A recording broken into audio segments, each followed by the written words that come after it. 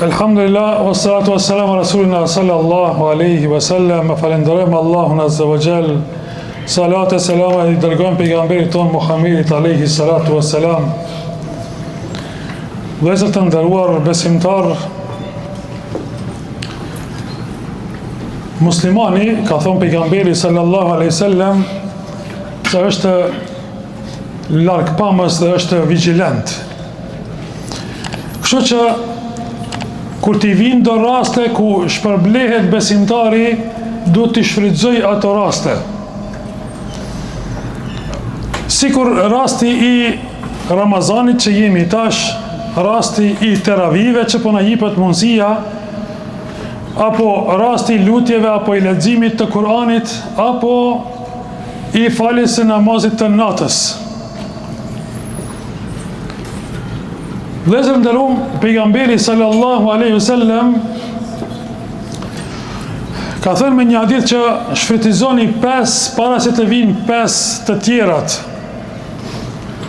E për këtyre është me shfrytëzu kohën para se të angazhohesh, me shfrytëzu rinin, me shfrytëzu pasurin për gjëra të mira, me shfrytëzu shëndetin, sepse gjitha këto janë të ndryshueshme në jetën e njeriut.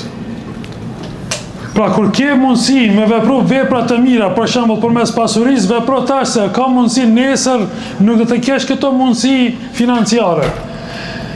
Kur ke shëndet dhe kur mundesh me u falë dhe me bërë punë të hajrit, vepro tash derisa ke shëndet, se më pas ndoshta ke dëshirë dhe ke vullnet, por nuk ke mundësi fizike.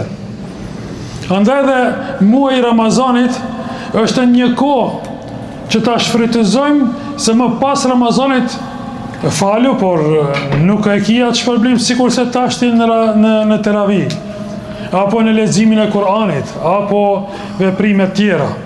Andaj këto mundësi duhet të shfrytëzojmë, këto raste dhe që po na jepen duhet maksimalisht t'i shfrytëzojmë kohën, shëndetin, pasurinë, gjitha këto gjëra derisa na ka dhënë Allahu azza wa jall pra këto të mira. Për ndryshe shejtani në anën tjetër, thot Allahu azza wa jall, shejtani i premton njerëzve dhe i jep shpresa të rrejshme. I premton shejtani njerëzve se jo bëse ka koha mund të në din, hajtë se nuk është kështu, hajtë se është ashtu. Me shpresa të rrejshme ti je njeri mirë, ti mjafton që ka që ke bo.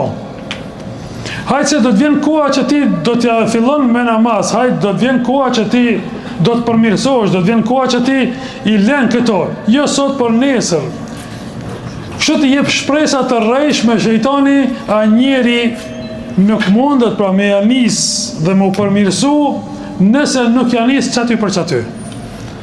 Momenti që thu nesër unë pendohem, nesër unë i lo këtë punë të keqe, nesër unë e filloj me punë të mira, dje që veç shejtanit ka mashtru që në start.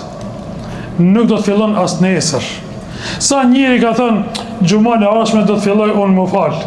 Ka gjuma e ardhshme, sot s'po shkon gjuma, po pret gjuma e ardhshme, e ka mashtru shejtani. As të ardhshme s'un shkon, ose zihet me punë, ose me do angazhime, ose me do probleme, ose me do ngarkesa, s'un shkon as në gjuma. Njëjtë është edhe për namazet. Kur njeriu pra nuk e shfrytëzon rastin që jepet, dije që shejtani vetëm se e ka mashtru atë.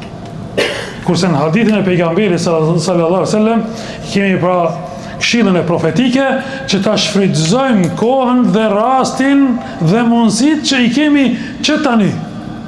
Allahu na bëf për atyre besimtarve që i shfrytëzojnë këto të mira të Allahut subhanahu wa taala për të fituar shpërblime dhe për ta përmirësuar vetveten tonë. Elusim Allahun të na udhëzojë në rrugën e drejtë dhe të na falë mëkatet. Amin, amin, walhamdulillahi rabbil alamin.